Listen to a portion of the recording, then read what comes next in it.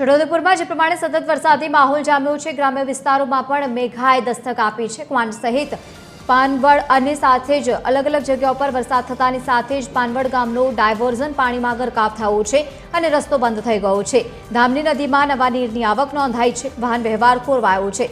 જર્જરિત બ્રિજના કારણે અગાઉથી જ ત્યાં ડાયવર્ઝન આપવામાં આવ્યું હતું અને હવે ડાયવર્ઝન બંધ થતા વાહન ચાલકો મુશ્કેલીમાં મુકાઈ ગયા।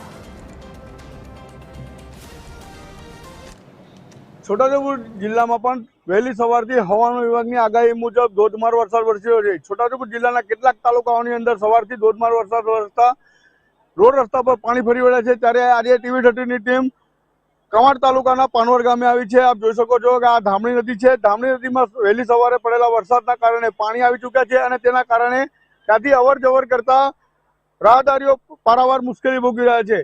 કંઈ ને કંઈ કહી શકાય કે જે પાનવડ ગામનો જે બ્રિજ છે, જે ગત વર્ષે જર્જરિત બનતા ત્યાં આગળ તે તંત્ર દ્વારા બંધ કરવામાં આવ્યો હતો અને ત્યાં આગળ એક ડાયવર્ઝન બનાવવામાં આવ્યું છે। પણ ડાયવર્ઝન આપ જોઈ શકો છો કે ધામણી નદીના પાણી તે ડાયવર્ઝન પર ફરી વળ્યા છે અને તેના કારણે ત્યાંથી જે અવર જવર કરી રહ્યા છે વાહન ચાલકો, તેઓ પારાવાર મુશ્કેલી ભોગવી રહ્યા છે। અજય જાની, TV13 ગુજરાતી, છોટાઉદેપુર।